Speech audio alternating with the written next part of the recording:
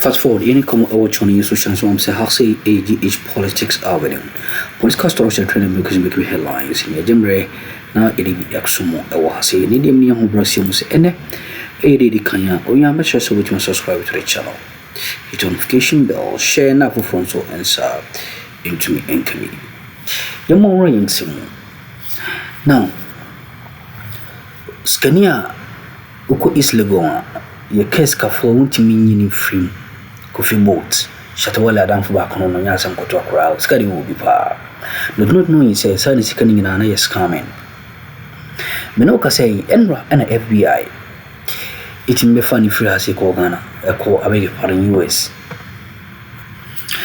Now, court at me a charge a year Kofi boat, and a for from me and San Omo a common $100 million romance come. Bawumia and Yasam Koto crowd. Mr. say at this point in time, the moon rain simu. There's a quite idea charge woman, an idea woman. Say Emrano, you was running Mudidia, and in Omoko Efiase. Either 5 years and has a maximum of 20 years in prison. The moon rain simu. You're welcome back to Ghana Tonight. I told you there's some news just coming in to us here at Ghana Tonight. In the last hour, we've been told that the FBI has officially charged some Ghanaians, 4 of them, Isaac Odro Boateng, Kofi Boat, Inusa Ahmed, Derek Van Yeboah, and Patrick Kwame Asari. I'll tell you more also about that news just coming in that the FBI has charged 4 Ghanaians, 3 of whom are in their custody. These 3 being Isaac Odro Boateng, also known as Kofi Boat, Inusa Ahmed, also known as Pascal, and Derek Van Yeboah, also known as Van. Now, the 4th actor, as the indictment calls them, Patrick Kwame Asari, a.k.a. Boga. Then the FBI indictment shows that he is at large. I want to share with you what we are seeing from the indictment as being the charges the grand jury has charged them with. Count 1, conspiracy to commit wire fraud. And it goes on to say that the defendants and others known and unknown were members of a criminal enterprise based primarily in Ghana that committed fraud against individuals and businesses located across the United States, including the Southern District of New York. Many of the enterprise's romance scam victims were vulnerable older men and women who lived alone. That's on the first count. On the second count, we see that the grand jury is charged with wire fraud. On the third count, apart from the fraud, there's also conspiracy to commit money laundering, count 4, conspiracy to receive stolen money, and count 5, receipt of stolen money. Really crucial in the indictment is the forfeiture allegations, and it reads that as a result of committing the wire fraud and stolen property offenses charged in counts 1, 2, 4, and 5 of this indictment, now the defendants shall forfeit to the United States any and all property, real and personal, which constitutes or is derived from proceeds traceable to the... It never gets easy, that does it. I'll take you to Takoradi now, where a candlelight vigil has taken place at the Air Force Base in honor of the 3-member crew squadron leader Peter Anala, Flying Officer Chuman Pedu, and Sergeant Ernest Addo. That is the base they came from to Accra for the flights to take off to the Ashanti region, the flights that ended up killing all 8 of them. Let's connect now with Benjamin Kojo Peters, who was at this candlelight vigil for a bit more on what took place and how it went. Benjamin, talk to us I can only imagine it was a very somber event that reflected on the lives of the 3 servicemen who were killed in the fated incident. Talk to us. Yeah, it's really a sad moment over here at the Takrady Air Force Base. Until the demise of these 3 gallant men, they have been at the base all this while. Flying officer Chuman Kofi, for instance, has the wife working with the Western Naval Command, and he was sent or brought to the base on November 4, 2021. Sergeant Mensa Addo, NS, has also been working at the Air Force Base since January 22nd January 2012. He served as a technician on the number 8 heli wing base. That's the section where he was working, as well as Sergeant Squadron Leader Peter Bafemi Anala. He also joined the base on January 2013, October 17, 2013, and he also served as a pilot on the D9 helicopter, which unfortunately crashed last Wednesday. It's really been a solemn moment for families, friends, and relatives who joined the vigil tonight. There were various testimonies about these 3 people, and one word seems to supersede everything. They were simply selfless and dedicated to their service. And the base commander said it's really an unfortunate situation for the Ghana Armed Forces for losing such gallant men who were really dedicated to their service. I see. And we know that some of their peers at the Air Force Base spoke highly of them. Talk to us about that. Yeah, like I said earlier, they belong to the number 8 heli wing of the Takrady Air Force Base, and their colleagues were there. They told me they even had a kinky party just last Saturday prior to their departure to Accra to embark on this trip to Kumasi, where unfortunately they met their demise. And they simply address them as being so selfless and dedicated to their job. One of the colleagues was saying that flying officer Peter Ampedu, for instance, he envisaged him to be a teacher in the near future, that a commander in the near future, looking at how brilliantly he displays with the aircraft when he on the field. And to them, they really lost gems who to them they believe they are irreplaceable.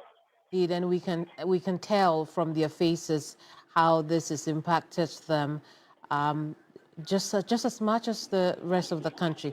Let's take a listen to some of the tributes that came through for the 3 servicemen.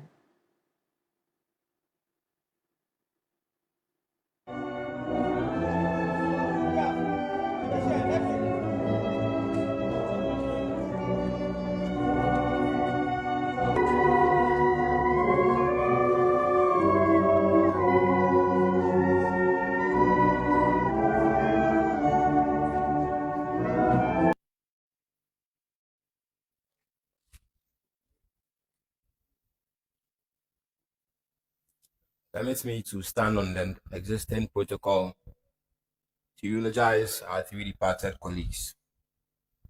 On behalf of the number 8 helicopter wing, I wish to sincerely thank all of you for being here tonight to celebrate the lives of our dear colleagues, especially at such short notice.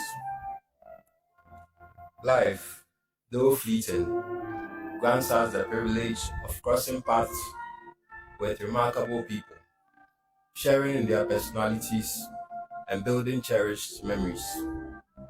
Tonight, we honor 3 such extraordinary individuals: our colleagues, our friends, and our crew. While no amount of time would be enough to fully honor them, allow us to comment, starting with Squadron Leader Peter Bafemi Anala, call sign Ice Cap Hotel Romeo, India.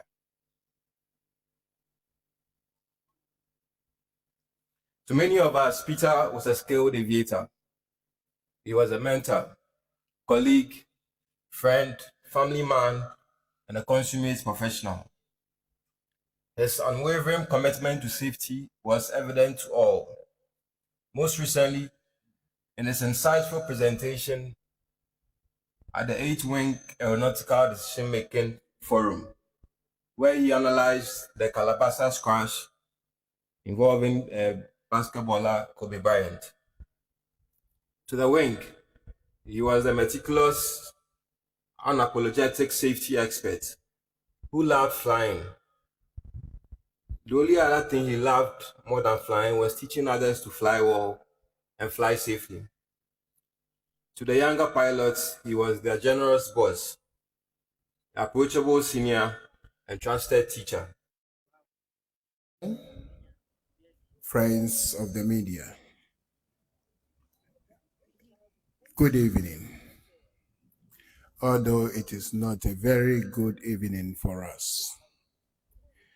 We gather here tonight under the solemn cover of nightfall with heavy hearts and united spirits to honor and remember our gallant air crew members who were involved in the aircraft accident on a Black Wednesday, the 6th of August, 2025. Just 2 days ago, our base, our Air Force, and indeed our nation was shaken by this tragic event. In the line of duty, these brave men took to the skies with courage in their hearts and service in their souls. They embodied the highest traditions of the Ghana Air Force: professionalism, discipline, and an unwavering commitment to the protection and safety of our nation. Though words cannot undo what has occurred, nor ease the pain we collectively feel, we are here tonight to remember, to reflect, and to reaffirm our deep appreciation for their sacrifice. Their dedication serves as a beacon, a powerful reminder of the selflessness that defines our noble profession. To our officers, men, defense civilian staff, this incident is a stark and painful reminder of the risk we accept every day in the service of Ghana. Let us draw strength from one another and let this moment deepen our resolve. To the families of these affected, please know that you do not stand alone. You are now and forever part of our military family. We mourn with you. We stand beside you, and we shall walk this path of healing with you. Tonight, as we hold this vigil with candles lit and our hearts open, we do not in despair. We do so not in despair, but in reverence. We honor the bravery of our crew, and we keep alive the spirit of unity, duty, and patriotism they represented.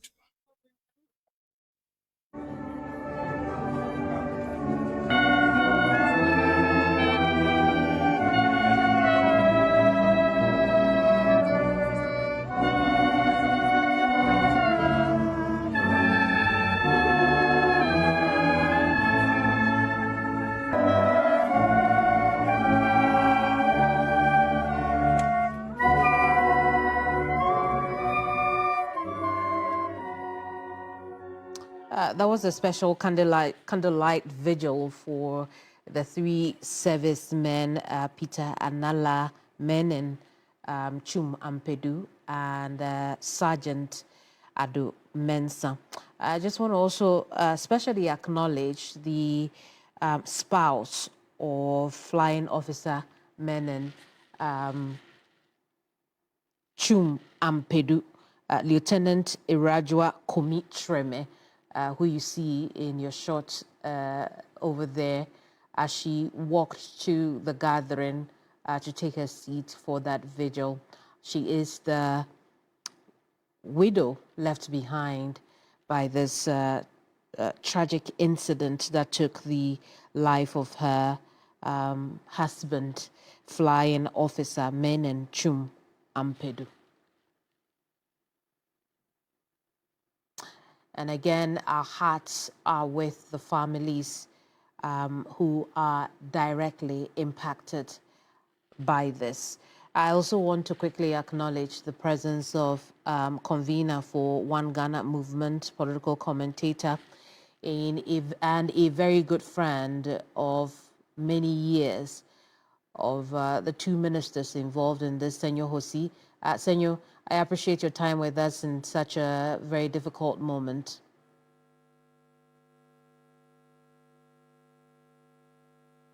Oh, it appears Senor. It would appear Senor is muted. I also just want to tell you that shortly we'll go to the Eastern region because as tributes continue to pour in, Eastern Regional Coordinating Council opened a book of condolence in honor of the Defense Minister, Dr. Manebwama, in a heartfelt eulogy.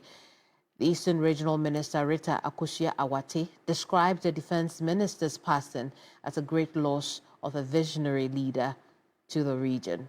Yes, Rita Awate.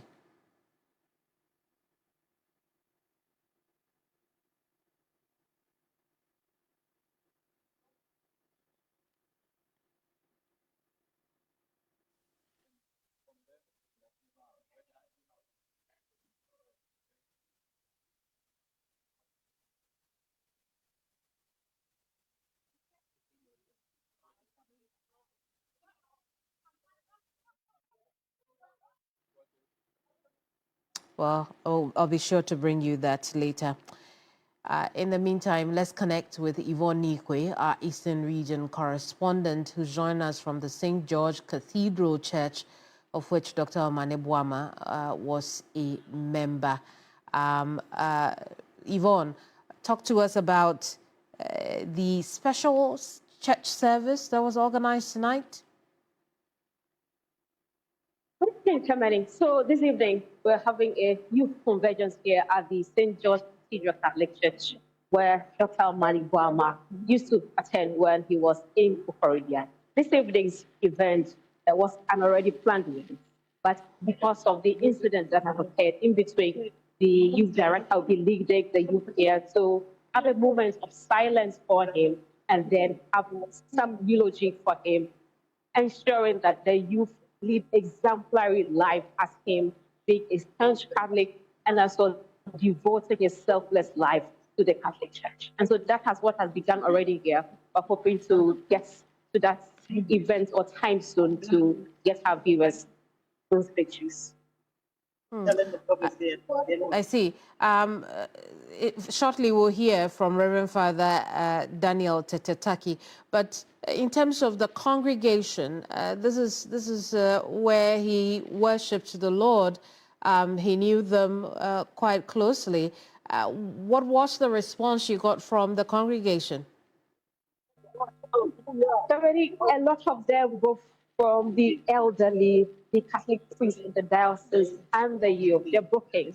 This was a man they have known from his childhood when he was in power for the first regime, forcing back to opposition and back to power. He's kept touch with them. For any event that was held in this region and in Cambodia, he was present when necessary. And so that bond was there. He continued to give them their presence. In recent time when he came into power, the Pope John Senior High School, which is a Catholic school, saw his impact. The road construction of the hospital junction to the school, he made sure that that particular road had being affected. The science laboratory in the school was an intended project. He was going to get the GEF fund to expand. Unfortunately, that could not happen. And so they believe that this is a great loss to them as a church and then to the nation as a whole. And then they see it. I see. I think we can now take a listen to Reverend Father Tete when he spoke at the service today. Much for the opportunity. In fact, we are very sad. We are all down. And we ain't some routine course watching and so on. Now say so, Jimmy, or say that's an so body and the Adomi Adomania. In Roman now in Fadi Chasey and Science. But I say so, Jimmy, our EGH politics are winning.